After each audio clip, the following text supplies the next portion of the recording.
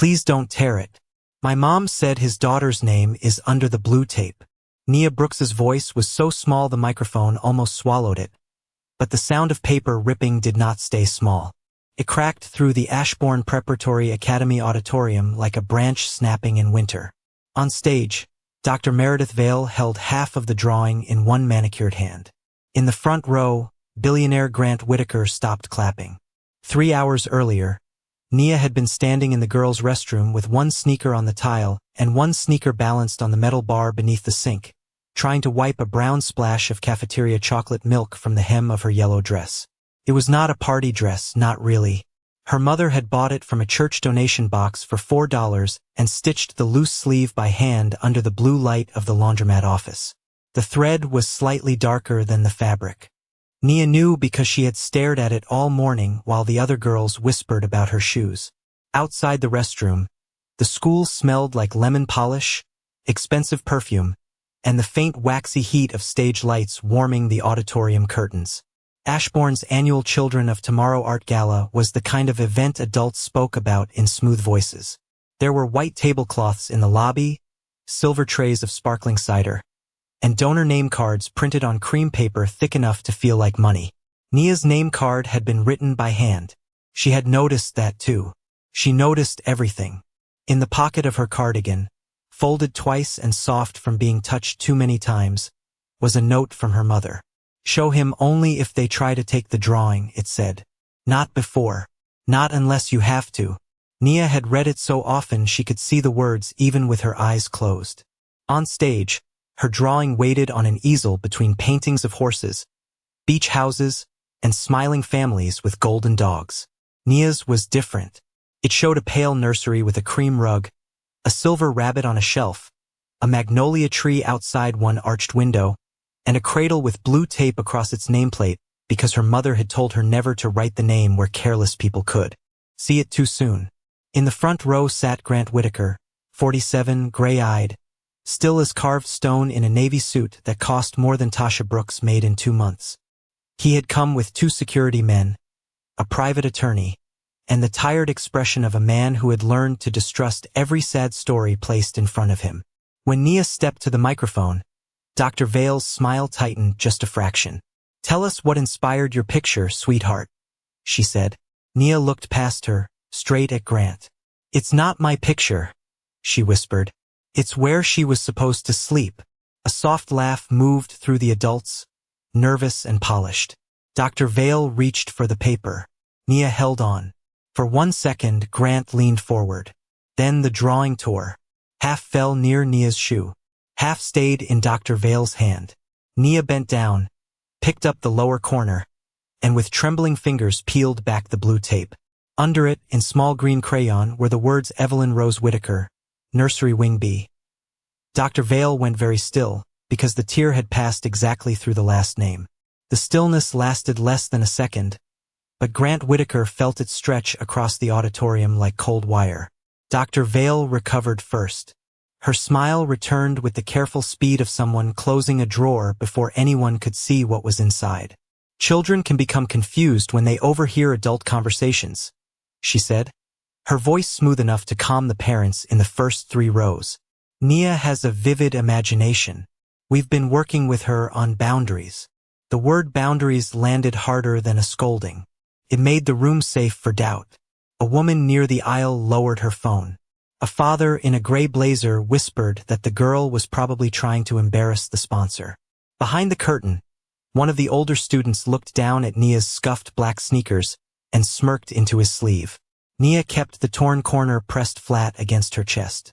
She did not look at the crowd. She looked only at Grant. "Then ask her why she knew where to tear," she said. It was not loud. It did not need to be. Grant's eyes moved from the child's face to Dr. Vale's hand.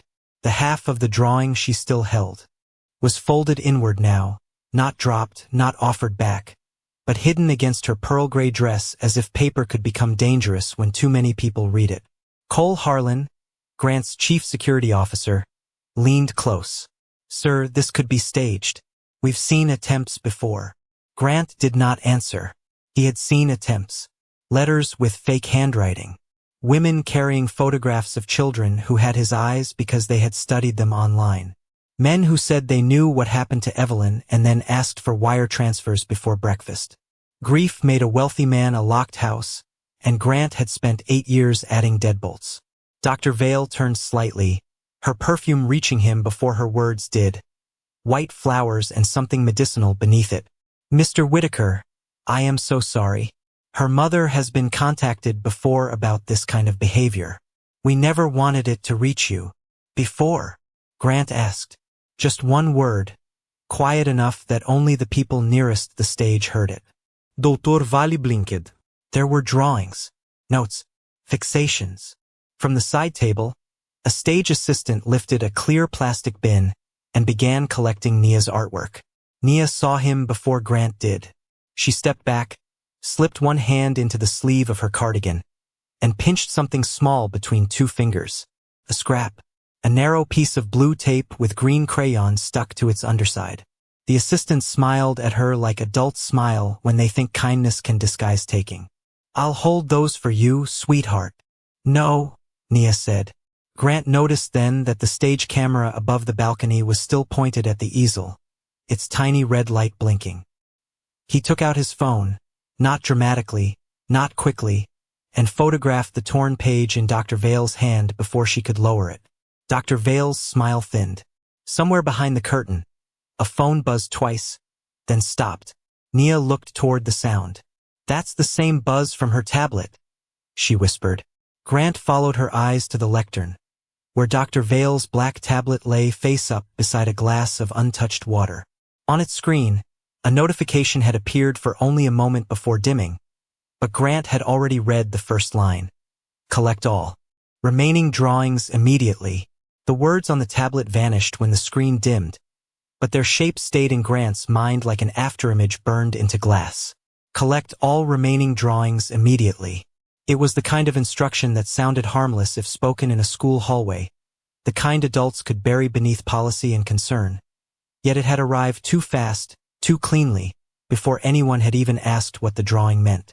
Grant slipped his phone back into his jacket and looked at Nia. What did you mean by Wing B? He asked. Dr. Vale answered before the child could. Mr. Whitaker, she cannot possibly know what she is saying. Her voice was still controlled, but one word came out thinner than the others, possibly, as if the sentence had cracked in the middle. Nia kept her fingers closed around the scrap inside her sleeve. My mom said the room had one window painted shut, she said. Not boarded, painted, white over the glass, so the sun couldn't come in. Grant did not move, but something behind his eyes did. The auditorium lights hummed above them. A program booklet slid from someone's lap and landed softly on the carpet. 8 years ago, after the funeral that felt more like a public performance than a goodbye, Grant had stood alone in the nursery and watched afternoon light fall across an empty crib. By sunset, he had ordered the 3rd arched window sealed from the inside and painted over before morning. No magazine had photographed it. No architect had discussed it. No charity profile had mentioned it. That room had become a locked place inside a locked house. Cole leaned closer again, but this time he did not speak. Grant looked back at Nia. Who told your mother that? Nia's chin lifted a little. Nobody told her. She cleaned it. Dr. Vale gave a soft laugh, almost kind. Tasha Brooks worked many temporary jobs, and children often misunderstand what their parents say after difficult shifts. She stepped toward Nia with one open palm. Give me the scrap, sweetheart. I'll make sure it's stored safely. Nia stepped back. You said that about the other one. The room seemed to tighten around the sentence. Grant noticed Dr. Vale's thumb press against the folded half of the drawing, rubbing once over the torn edge as if she could smooth the name out of existence. Nia reached into the back pocket of her cardigan and pulled out something flat, no bigger than a stick of gum, sealed between 2 pieces of cloudy tape. She held it with both hands because it was old and fragile. My mom said if the blue tape wasn't enough, show the time. Grant bent slightly. The label was faded. The ink washed pale gray in places, but 2 lines remained visible. Infante Whitaker. Transfer 2:17 a.m. A cold pressure opened beneath Grant's ribs. He remembered the call. He remembered Peter Lang's hand on his shoulder, Caroline sobbing without sound. A doctor saying there had been complications. He remembered the time on the wall clock when they told him Evelyn was gone. 2:29 a.m. 12 minutes. Dr. Vale's smile held, but her eyes moved once toward the side exit, then back. That could have come from anywhere, she said. Nia looked at the label, then at Grant. No, sir, she whispered. It came from under the crib. Under the crib, Nia said again, and this time no one in the auditorium whispered. Grant watched Dr. Vale's face settle back into calm, but not the same calm as before. This calm had corners. Within minutes, Nia was no longer on stage beneath the white lights. She was sitting in the school's donor reception room, a glass-walled space behind the auditorium where the carpet was soft enough to swallow footsteps and every framed photograph showed smiling children beside adults with last names carved into buildings. Her feet did not touch the floor. The torn drawing rested in her lap, one hand flat over the green crayon name, the other curled around the cloudy hospital label. On the table in front of her sat a paper cup of water Grant had placed there himself. She had not taken a sip. Dr. Vale stood near the doorway with Peter Lang, Grant's attorney, and two board members whose voices had the warm, expensive softness of people who had never needed to raise them. Mr. Whitaker, Peter said, adjusting his silver cufflink. This is exactly how reputational traps begin. A child repeats something, an emotional room reacts, and by morning a school event becomes a headline. One board member, Mrs. Ellison, glanced at Nia as if the girl were a spill on silk. We care deeply about our scholarship students, she said. But care does not mean allowing distressing claims to harm a grieving family. Scholarship students. The phrase made Nia smaller without anyone touching her. Grant heard it. He looked at the worn sleeve of her cardigan, the place where the cuff had been mended with thread slightly too dark, and something in his jaw tightened. Still, he did not move fast. He had built his empire by distrusting emotion until facts caught up. I asked where the label came from, he said. She answered. Children answer what they are coached to answer, Dr. Vale said gently. Her mother has struggled. We tried to help. There are invoices, missed meetings, unpaid balances. This family has been under pressure. Nia looked up then, calm in a way that felt older than 8. My mom works 2 jobs. That is not the same as lying. The room went silent, not because she had been loud, but because she had been exact. Grant's eyes shifted to Peter, who was already sliding a cream envelope across the table. A private arrangement, Peter said. Tuition secured. Housing support. Counseling. In exchange, Ms. Brooks and the child stopped repeating the name Evelyn in public. Grant did not pick up the envelope. Nia looked at it, then pushed the paper cup of water an inch away as if the offer and the cup belonged to the same world. We don't sell truth, sir, she said. Rain began tapping against the tall windows, light and steady, giving the room one brief ordinary sound. Then Dr. Vale reached for the hospital label. Let me preserve that properly. Nia closed her fist. No, Dr. Vale smiled, certain she had restored control. Nia, that crib was never near the painted window. Grant turned his head slowly toward her, and the room changed, because Nia had never said where the crib was. Grant did not ask the question in front of them. He only looked at Dr. Vale long enough for the warmth to leave her smile, then turned to Cole and said, Bring the car around the side entrance. Peter Lang followed him into the hallway, shoes silent on the polished stone, voice lowered to the tone men used when they wanted control to sound like concern. Grant, you are letting grief make the room bigger than it is. Grant kept walking. Behind him, Nia held the torn drawing against her chest, the hospital label tucked beneath her fingers like something alive. That woman knew about the crib, she said. Peter glanced back at her. Children should not accuse adults of things they do not understand. Nia did not answer him. She only looked at Grant. My mom has the rest. The words changed the direction of the night. An hour later, the black SUV stopped outside a 24-hour laundromat on the east side of Atlanta, where the sign buzzed pink and blue above a cracked sidewalk wet from rain. Inside, washers turned behind round glass doors, heavy and tired, thumping every few seconds like a slow heart. A late-night game show flickered on a small TV mounted in the corner, its laughter track sounding lonely over the hum of machines. Tasha Brooks stood behind the counter in a faded navy apron, folding motel towels with hands that did not shake when she saw Grant Whitaker walk in. She looked at Nia first. Did they take it? Nia shook her head and placed the torn drawing on the counter. They tried. Tasha closed her eyes for one breath, then reached beneath the register and pulled out a dented lunchbox printed with chipped yellow stars. She did not give it to Grant. She gave it to Nia. You decide, she said. Nia opened the latch. Inside was a manila envelope darkened at the corners, a hospital bracelet sealed in plastic, and an old prepaid phone with a cracked screen held together by clear tape. Nia lifted the phone with both hands and placed it in front of Grant. Mom said this one still has the message. Grant stared at it longer than he meant to. The phone was cheap, almost weightless, the kind of object a man like him might have thrown away without looking. But on its screen was one saved number. Not a name, just a number ending in 2917. Grant knew those last 4 digits. They belonged to Peter Lang's private line, the one he used before every public scandal, before every settlement, before every quiet disappearance of trouble. Tasha pressed play. The voicemail was damaged, broken by static and silence, but a woman's voice came through for 3 clear seconds, breathless and shaking. The transfer was wrong. Tell Grant before Peter makes it disappear. The laundromat machines kept turning.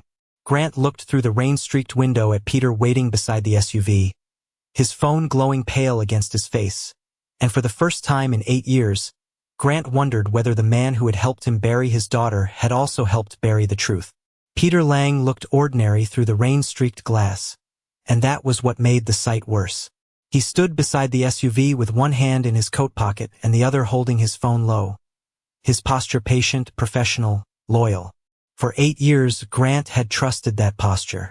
He had followed it through hospital corridors, funeral arrangements, press statements, charity board meetings, and every quiet room where pain had to be turned into language the public could understand. Now, under the laundromat's flickering neon, Peter looked less like a shield and more like a locked door. Grant did not confront him. He did not raise his voice. He only turned back to Tasha and asked, "Do you have anything with Caroline's handwriting?" Tasha reached into the lunchbox again and removed a small folded receipt from a Buckhead pharmacy. The ink nearly faded. On the back was a sentence written in blue pen.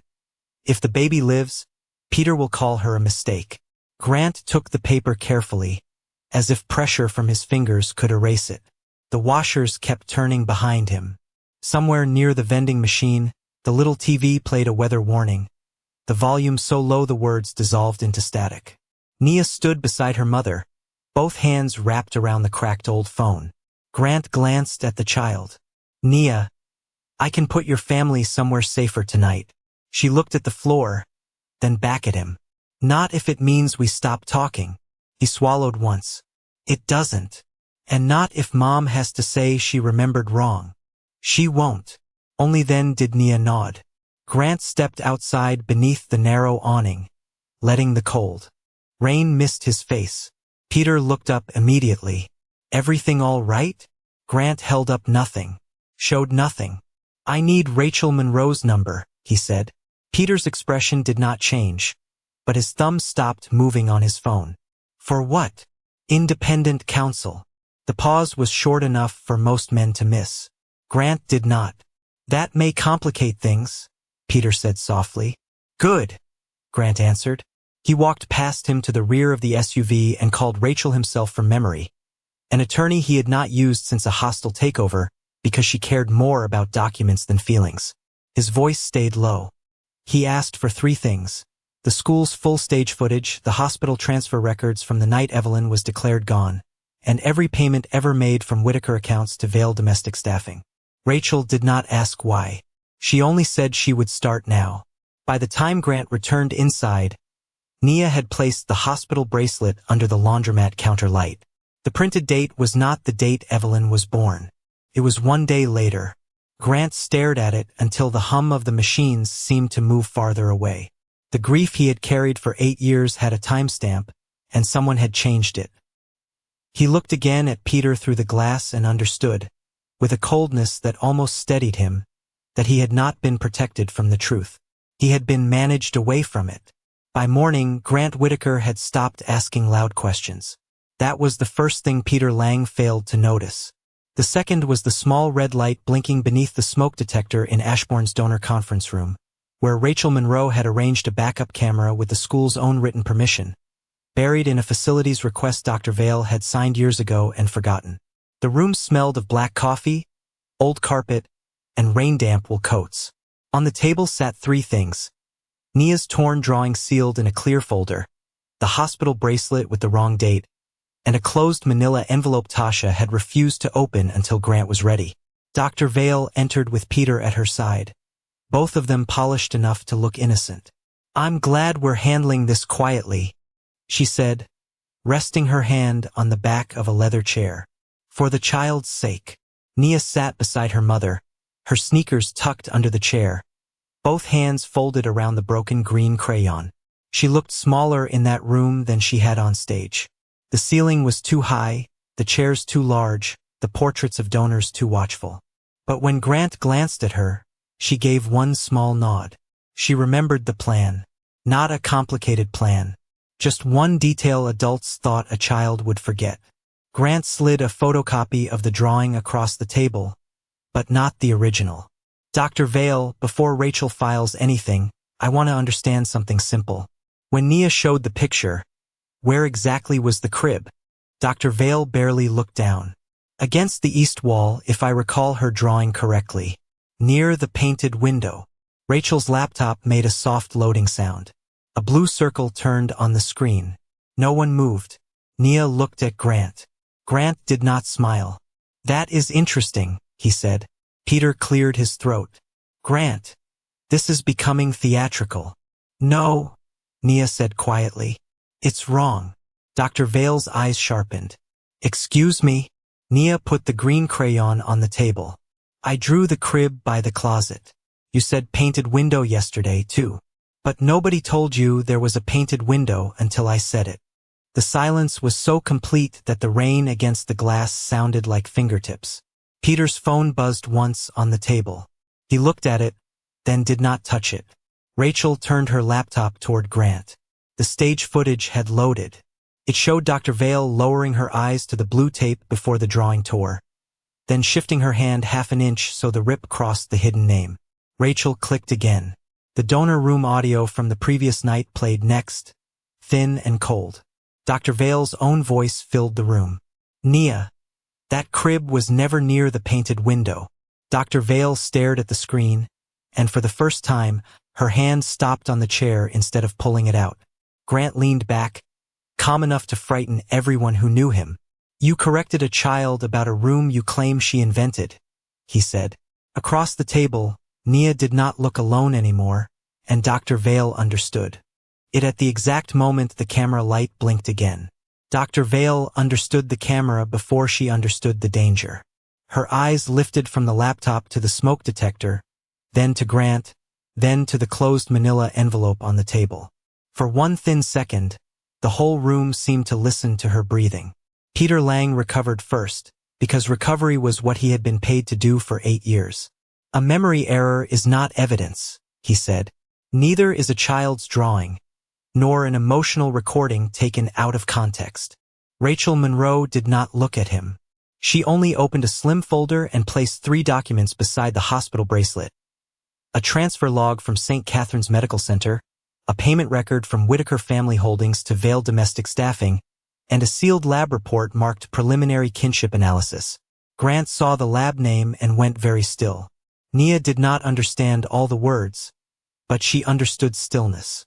She reached into her cardigan pocket and took out the broken piece of blue tape she had saved when everyone tried to collect the drawing.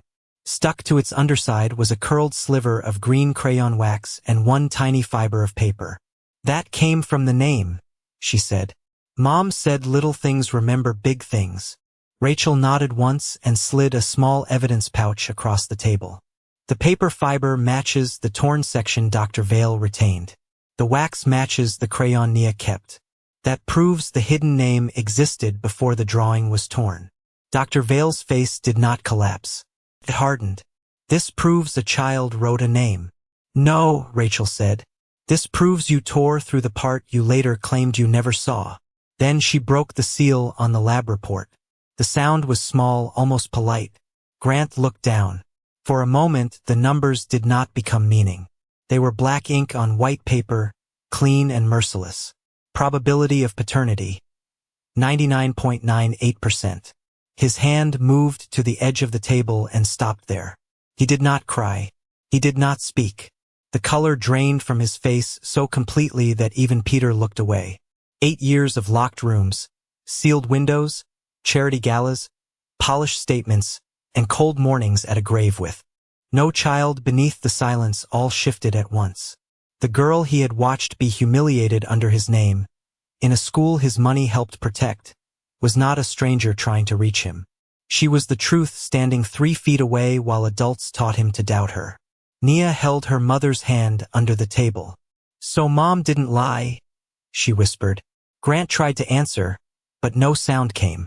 Rachel placed one final item on the table, a printed backup from the cracked prepaid phone. Peter Lang's private number appeared beside the voicemail timestamp from the night Evelyn disappeared. Dr. Vale's chair legs scraped once against the carpet. Grant finally lifted his eyes. His voice, when it came, was quiet enough to make the room colder. "Lock the doors," he said. "No one leaves with a phone." No one moved after Grant spoke. Not because the doors were actually locked yet, but because everyone in that room understood a different kind of door had just closed. Cole stepped outside and returned with 2 security officers from Whitaker Global, not school guards, and Peter Lang slowly placed his phone face up on the table as if surrendering something heavier than glass and metal. Dr. Vale sat perfectly straight while Rachel Monroe read the documents aloud in a voice stripped of mercy. The altered transfer log, the payments routed through a consulting account, the scholarship file changed after Nia's enrollment. The voicemail Peter had insisted was meaningless until the backup placed his number beside the hospital timestamp. Grant did not interrupt. He listened. That was the punishment beginning, quiet and complete. By sunset, Dr. Vale had been suspended by emergency vote of the board, removed from all scholarship authority, and ordered to preserve every school record connected to Nia Brooks. Peter Lang was dismissed before witnesses, his firm notified, his access to every Whitaker account revoked while Rachel prepared civil action and referred the hospital records to investigators. St. Catherine's Medical Center received a legal hold notice before dinner. Vale domestic staffing's contracts were frozen. No one was dragged away. No one screamed. The powerful simply lost the rooms they had once controlled. 2 days later, Ashbourne reopened the auditorium, but this time the stage lights were softer. The same parents sat in the same rows, only now their whispers had nowhere clean to hide. Tasha Brooks stood beside Nia in a navy dress borrowed from a neighbor, her hands still rough from years of detergent and folding sheets. Grant stood half a step behind them, not in front, not as a savior blocking the view, but as a man finally learning where to stand. The board chair read a public apology that named what had happened without polishing it. Nia had been humiliated, Tasha had been dismissed because she was poor and unheard, and the school had protected reputation before truth. Nia's scholarship was restored permanently. Tasha received back pay for every unpaid contract hour Rachel could trace.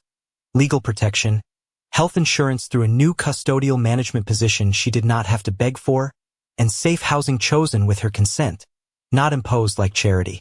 Grant created the Evelyn Rose Brooks Whitaker Fund for scholarship children whose families needed advocates more than ceremonies. Then he turned to Nia, holding the broken green crayon in an evidence pouch. "This belongs to you," he said. Nia looked at it, then at the framed drawing now placed on an easel at center stage. The torn lines remained visible beneath the glass. The blue tape had been preserved beside the name. She took the crayon but did not smile right away. "Don't fix the picture," she said. "People should see where they tore it." Grant nodded, and the answer caught in his throat. That night, there was no mansion dinner, no photographers, no announcement about what Nia should call him. There was only the laundromat office after closing, a small kitchen table, paper plates, warm soup, and rain ticking softly against the back window. The old prepaid phone lay beside the framed hospital bracelet. Not thrown away, not hidden, but kept as proof that even a cracked thing could carry the truth long enough for someone to hear it. Nia dipped her spoon into her bowl, glanced at Grant across the table, and said softly, "Next time, listen before the paper tears." Grant could not speak, but this time the silence was not empty. It was the sound of a powerful man finally hearing the child everyone else had tried to make small.